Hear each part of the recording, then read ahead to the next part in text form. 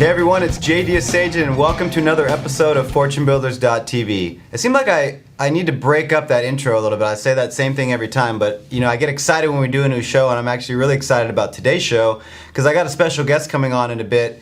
And one of the things I get asked a lot at boot camps and different events is kind of what goes on behind the scenes at Fortune Builders. So I actually decided today to sort of peel back the curtain and let the viewer knows what some of the things that we do at Fortune Builders to become better coaches, better mentors, better people, and it's masterminding. And one of the things that we just got done doing is a 2-day mastery coaches training event. Many of you know that we have a high-level coaching program, and we have it's a lot of great coaches and a lot of great investors within that program. And we just got everyone together these 2 days ago about masterminding. And it was really awesome for me to spend time with the group that we had there and see the level of success that they have attained in their own businesses. And more importantly than that, how they bring that level of success and professionalism every day into the coaching that they do within the Mastery Coaching Program.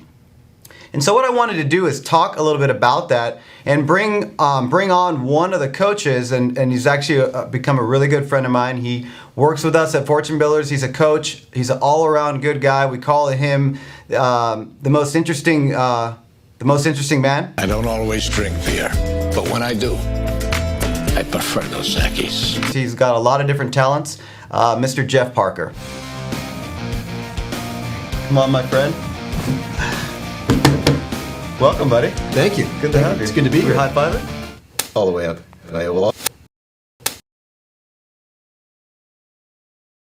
So this is Parker. We call him Parker around the office. This is Parker's first FB TV show, and we've been talking about it a long time. And it was exciting as we were getting this idea together. And so what I wanted Parker to do is share his experiences at the Coaches Mastermind and just give a little insight into what you thought was really powerful about the event. It was fantastic. I mean, first off, the caliber of people that were there was nothing like anything I'd seen before. Collectively, we had, as a group, had put together thousands of deals. So I was really humbled to be in the presence of so many great minds. And these are some of the top investors throughout the country. And when we get together, and this is not something that happens all the time, but when we do get together for a mastermind, the content and the ideas and the successes and even some of the failures, all of that together is so powerful because I know that everybody took something extremely valuable away from that meeting.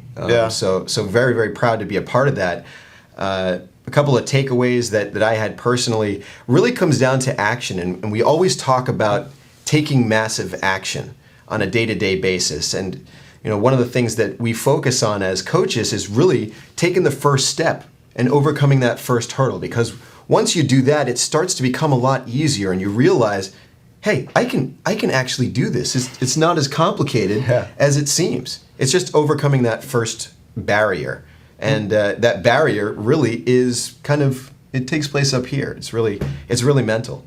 Yeah, and that's it's a great lesson because that transcends over almost anything that we do in life. I mean, when you don't do something or you're fearful, it prevents you from moving forward and getting really what you want out of life. And I think one of the things that we really strive for in our coaching program, as Parker mentioned, is helping people get over that next step. Whether you're starting out and have never done a deal, we're going to get you there. If you've done deals and you want to take your business to the next level, we're going to help you do that. And one of the ways that we continue to get better as investors within Fortune Builders and as coaches is these kinds of mastermind events. So we had everyone there from Parker to Bob LaChance to Pat Precourt, Conrad, myself, Than was there. And I think there was like 45 different coaches in the room. And a lot of awesome ideas came out. Yeah. And one of the things... And at Parker, at one point I looked over and your head was kind of smoking. I think you might have regrown some hair there. Yeah, well, what I think happened was I just got so overwhelmed by the energy that literally my head started smoking, and boom, I had a full head of hair. It's since gone now. I think I lost a little bit of the energy of that spark, but you can still see I've kept a little bit of the mustache there. But yeah, I mean, the energy is contagious. And if you've been to any of our boot camps or you've spoken with any of our coaches, you'll see that we get so energized and so excited about helping people be successful in this business. The fact of the matter is, through the years that we've been in business, we've made a lot of mistakes. I mean, there's no way around it. Yeah. And part of what we enjoy doing is sharing those mistakes with you and sharing those lessons to help you avoid that in the future and help put your business on the fast track to success. And one of the things that I really, really enjoyed is the creativity that was in that room. And there are a lot of creative ways to do deals, and there are a lot of creative ways to continue our education. And one of the challenges, and we constantly challenge each other every day in the office. JD's right down the hall from us, and we constantly try to operate at the highest possible level. And Pat came up with a challenge for all of the coaches. This was awesome. That were there participating, and it was fascinating. He said, "All right, guys, what we're going to do is I want everybody to go out there, all right, and your goal is to go out there and raise $1,000 for the charity of your choice, okay? And you have to do it, you cannot use any of the resources that you have, okay? So you can't call people that you know and have them donate this money in one fell swoop. B, it has to be done in 3 hours. So people are thinking, how in the world are we going to raise $1,000 in 2 hours? And one other pearl of wisdom that he left us with, was actually, I'm making Dave's job a little bit harder here, was actually to kind of, you can't go out there and just kind of take a stab at it and expect that your first attempt is going to yield the result that you're looking for. It's about repeated effort. It's about taking that massive action to produce results. So we broke off into little groups and groups of 5, and he kind of started the clock, and we all took off, and we had, we're all, as coaches, we tend to be these kind of type A personalities, and everybody competes for, coming up with the best idea. But eventually we kind of leveled out, and we acted. And that's the important part here is actually making an effort and acting, and not just theorizing and thinking, but actually making a move toward it. And, kind of long story short, we had some great ideas, we had some terrible ideas, we wasted a lot of time, but in the end, every single one of those groups succeeded.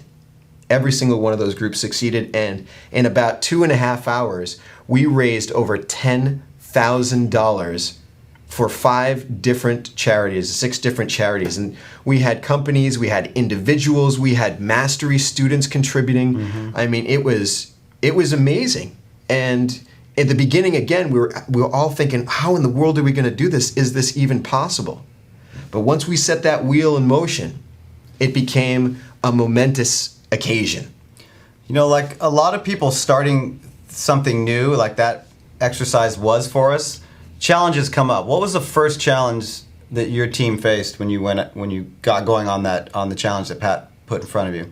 That's a good question. I think that one of the first challenges was really getting organized. Yeah. Getting organized, because we talk about how important it is to act, but if you don't have a clear plan and a focus that you're going to execute on, then it's kind of like a shotgun blast where you've got all of these little energy particles going out in different directions, as opposed to more of a laser focus. So the first step is really developing a plan that made sense, and then going out there and dividing up the responsibilities that would allow us to meet the goals that the plan set into different people. So we would assign different tasks to different people to go out there and execute. So really, once we had a plan that we were able to implement, then things became a lot easier. Yeah. So, I mean, how many of you viewing at home have had challenges because you didn't have a plan? I mean, think about how important that is. If you're starting out in this business, you have to have a clear plan. Absolutely. If you're experienced and have done deals but want to take your business to another level, you have to have a clear plan on how to get there.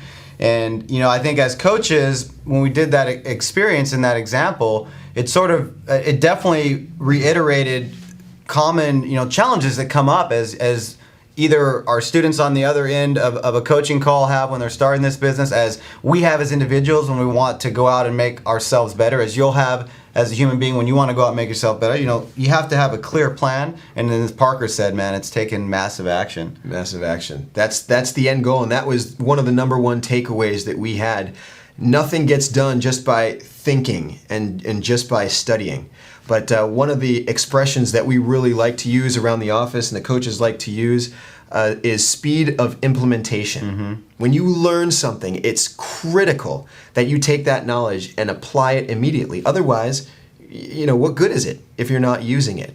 So speed of implementation is a major takeaway that we wanted to share with those of you out there in the audience. It's developing a plan, sticking with that plan, executing and acting, and learning from it. And it's not always going to work. The first effort that we have out there, we failed miserably. We were, running up to people on the side of the street, yelling at them to contribute to their favorite organization. I got slapped in the face 3 or 4 times. Sure, that's because of asking for money, or was it? I'm not quite sure. It might have been my huge red hair at that point, because this was after all the motivation. But at the end of the day, we solved a major problem by coming together, creating that plan, executing on it, coming back, reassessing, making those adjustments, and then going out there and acting again. Never giving up. Never giving up, because the only way to fail in this business with the tools and the systems that we are able to provide with you is to give up. That's it. You heard it here first. What we're going to do next is our Deal or No Deal segment. Deal or no deal? Okay, so in our Deal or No Deal segment, I really want to look at kind of two sides of the spectrum. Staying inside of your comfort zone and pushing yourself as far as you can outside your comfort zone, and which one at the end of the day will allow you to have the most experiences and the most rewarding experiences that you can have.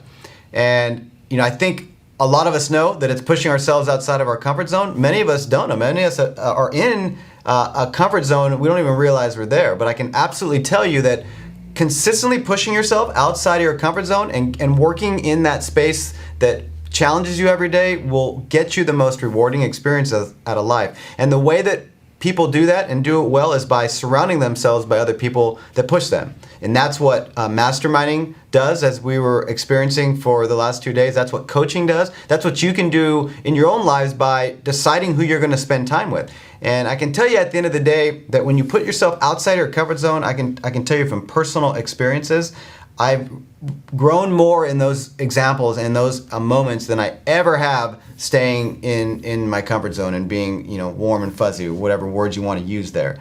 And we experienced it as coaches at the Mastery Coaching Mastermind Event, and it was personified in that challenge at the end of the 2 days. We were able to go out and raise money for charities, which is something that we're really passionate about at Fortune Builders, is giving back, and we're able to do that on a high level. And we were all pushed outside of our comfort zone. Very, very unique experience to do that. And we were all rewarded through the experiences of learning more about ourselves, and at the end of the day, being able to give back to local charities, local and some national charities. So absolutely, you have to push yourself every day. And what I want to do finally is our deal, or not our deal or no deal segment. What I want to do finally is our quote of the week. And for our quote of the week, we're going to let Mr. Jeff Parker take us home. Quote of the week. We've got a great quote for you this week, and the quote of this week is, "When is right now a better time?" And think about what that means. When is right now a better time? Today exists. We know this. We're here. Tomorrow may not exist. So it's important that we live in the moment, we plan for the future, and then we act preparing for victory. All right, so when is right now a better time? Right now is the time to do this. There is no better time than now. And you have all taken the first step in action by watching these videos on a weekly basis. So stay tuned. We've got a lot more coming for you, and we'll see you next week.